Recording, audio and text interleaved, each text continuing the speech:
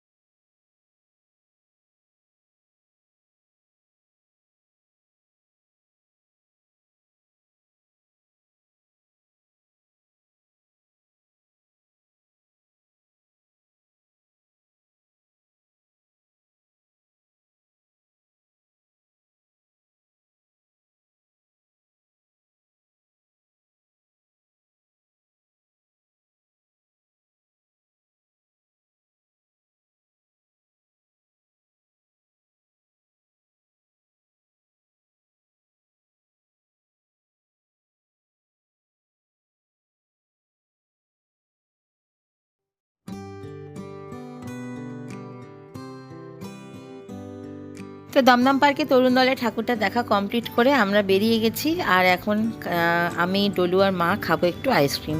পুজোতে ঠাকুর দেখা কম হলেও চলবে, কিন্তু খাওয়া দাওয়ায় একদম কমতি হলে চলবে না। আমি তো ঠিক করিয়ে নিয়েছি, পুজো আর কটা দিন হাতে আছে, চুটিয়ে খাওয়া দাওয়া করব, খুব মজা করব, যা মন চায় তাই খাবো। পুজোর পর আবার সব ব্যাক টু নর্মাল লাইফে আসবো। কিন্তু এখন আইসক্রিম খাবো, রোল খাবো, চাউমিন খাবো, এগ রোল খাবো, সব খাবো। তোমরা কারা কারা প্যান্ডেল হপিং করছো প্লাস খাওয়া দাওয়া করছো? আর এই সময় কি সত্যিই ডায়েটিং করতে ভালো লাগে? একদমই না, আমার তো মনে হয় একদমই ভালো লাগে না। তো যাই হোক, এখানে দেখো এখন আইসক্রিম খাচ্ছি। এখানে আজকে রলিকের একটা মালাই কুলফি আইসক্রিম নিয়েছি, আর বাইরে প্রচণ্ড গরম। তো ডলু এখানে খাচ্ছে মালাই কুলফি, আমিও খাচ্ছি মালাই কুলফি, আর মা খাচ্ছে কেসার মালাই। তো খুব সুন্দর ছিল ফ্লেভারটা, 20 রুপিস করে দাম নিল। আর আজকে সৌরভ আসতে পারেনি, আমার পার্টনার মিসিং, তো ওকে খুব মিস করছি, কারণ ওকে ছাড়া আমার ঠিক ঠাকুর দেখতে ঠিক মজা পাই না, ভালো লাগে না। তো চলো এখন আইসক্রিমটা খেয়ে নিই।